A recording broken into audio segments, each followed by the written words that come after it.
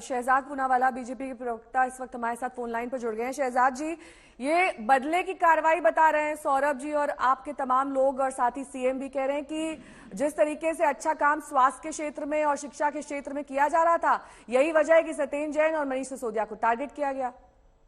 नेहा जी, आपके पास और मेरे पास पैन कार्ड, आधार कार्ड होता है, इनके पास परमानेंट विक्टिमहुड कार्ड है और ये ABCD करते हैं। A for advertising, B for भ्रष्टाचार, C for cover up of corruption, D for diversion. इनको बताइए, सत्येंद्र जैन के मामले में 2 महीने से वो जेल में है, इनको मंत्री बना रखा है, उनको कोर्ट से राहत नहीं मिली। उल्टा 3 बार कोर्ट ने कहा है कि इसकी आपराधिक पृष्ठभूमि है, इसके खिलाफ प्राइमा फेसी एविडेंस है कि इसने मनी लॉन्ड्रिंग की है।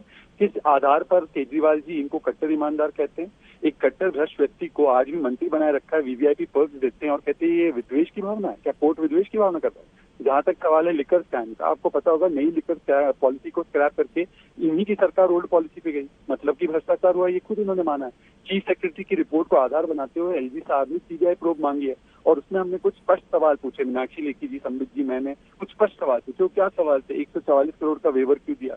30 करोड़ की EMD क्यों लौटा दी इलीगली? आपने 50 रुपए प्रति क्रेट कैसे डिस्काउंट दिया? मैन्युफैक्चरिंग कंपनीज को कैसे रिटेल में आने दिया? ब्लैक लिस्टेड कंपनीज को कैसे रिटेल में आने दिया? ये सारी चीजों पर शो कॉज नोटिस भी जारी हुए हैं जिस पर उन्होंने कार्रवाई नहीं की, और ये खुद न्यू पॉलिसी से ओल्ड पॉलिसी पे आया, मतलब कि उन्होंने माना भ्रष्टाचार हुआ है इसलिए तो ओल्ड पॉलिसी पे गए।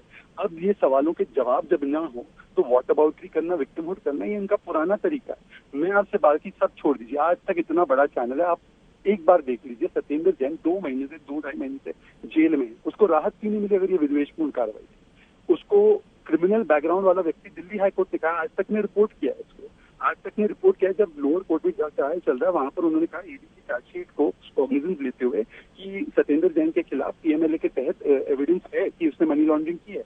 अगर मैं झूठ बोल रहा हूँ, मैं राष्ट्रीय प्रवक्ता, आप देख लीजिए, फैक्ट चेक कर लीजिए। परंतु जब ऐसी बातें कोर्ट ने कही है तो कोर्ट की बातों के ऊपर है केजरीवाल, और ये वही केजरीवाल है। याद होगा आपको, जितेंद्र तोमर के मामले में भी उन्होंने कहा था कि कट्टर ईमानदार, फिर उस पर यूटर्न किया।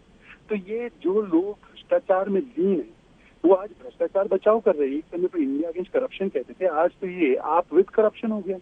तो मैं इनसे दरख्वास्त करूंगा कि तू इधर उधर की बात ना कर। केजरीवाल जी, ये बताओ कि कैसे दिल्ली की जनता को लूटा?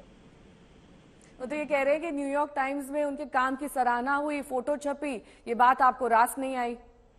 नेहा जी, मैं न्यूयॉर्क टाइम्स को ज्यादा तवज्जो दूं या मेरे देश के कोर्ट को ज्यादा तवज्जो दूं? दिल्ली हाई कोर्ट ने क्या कहा है सत्येंद्र जैन जी के महान कामों के बारे में? दिल्ली की ट्रायल कोर्ट ने क्या कहा है उनके महान कामों के बारे में? जरा उसको उनको बोलिए पढ़ें। मुझे लगता है न्यूयॉर्क टाइम्स में ज्यादा समय बिताने से अच्छा कोर्ट के आदेश पढ़ें। अगस्त 2019 का आदेश है और पिछले महीने के 2 आदेश है कोर्ट के, हाई कोर्ट के और ट्रायल कोर्ट के। जरा उनको भी पढ़ लिया करें, मैं भेज दूंगा वरना आज तक के मान। कह रहे गुजरात में भी भ्रष्टाचार होता है, वहां तो आपने आंख मूंद ली है। ठीक है, उनको तो अब देखिए ऐसा है ना, ये जो क्रिमिनल होता है ना, उसको जब बोलेंगे ना कि आपने क्राइम किया तो बोलेगा देखो वहाँ पे भी हुआ है, देखो वहाँ पे भी हुआ है। ये सब वॉट अबाउटरी इसको कहते हैं हिंदी में, मुझे पता नहीं इसका पर्यायवाची क्या होता है, पर ये वॉट अबाउटरी की चरम सीमा पर बैठकर विक्टिमहुड का कार्ड खेलने से कोई फायदा नहीं। जो सवाल पूछा गया है उस पर जवाब देना। अगर गुजरात में कुछ हो रहा है, आंध्र प्रदेश में कुछ हो रहा है, वहां पर जाकर केस कर दे, उनके पास सारे सबूत हो तो।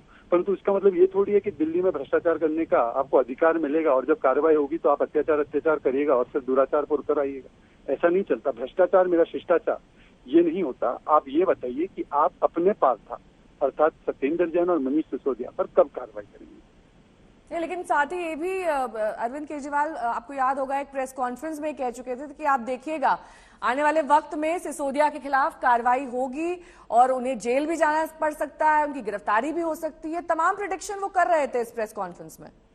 तो कोई भी क्रिमिनल अपने कृत्यों के बारे में जानता ही है। क्रिमिनल्स तो अपने कृत्यों के बारे में जानते हैं, उनको पता है एक ना एक दिन कानून उनको पकड़ ही लेगा।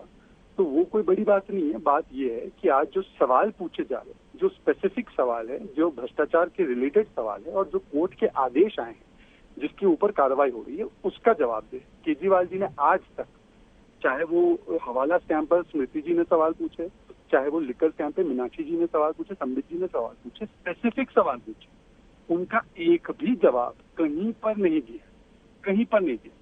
मैं आपसे आग्रह करूंगा स्मृति जी, मीनाक्षी जी और संबित जी की प्रेस को निकाले, उसमें स्पेसिफिक सवाल पूछे हमने, उसको प्लीज उसका जवाब देने की कोशिश करें या जहमत करें कि क्यों कोर्ट का आदेश आने के बाद एक कट्टर करप्ट व्यक्ति को उन्होंने मंत्री बनाया। नहीं, लेकिन अगर इतने ही सबूत उनके खिलाफ थे तो फिर आत्मविश्वास की वजह क्या है यहाँ पर शहजाद? क्योंकि लगातार एक के बाद एक सीरीज ऑफ ट्वीट्स आ रहे हैं सिसोदिया की तरफ से कि मैं पाक साफ हूँ, जितना कुछ करना है सब कर डालिए, मैं क्लीन निकल आऊंगा।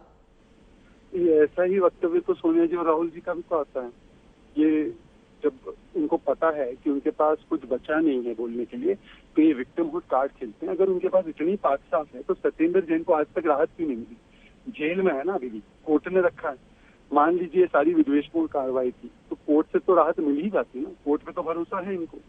तो ये सारी इतने पाक साफ, इन्होंने यही ट्वीट सत्येंद्र जैन के लिए किए थे। सत्येंद्र जैन जी कहाँ है? उनके खिलाफ दो बार कोर्ट क्यों कह रहा है? ये जवाब नहीं देंगे, ये बस इधर उधर की बातें करेंगे। ये बहुत इनका पुराना टैक्टिक है।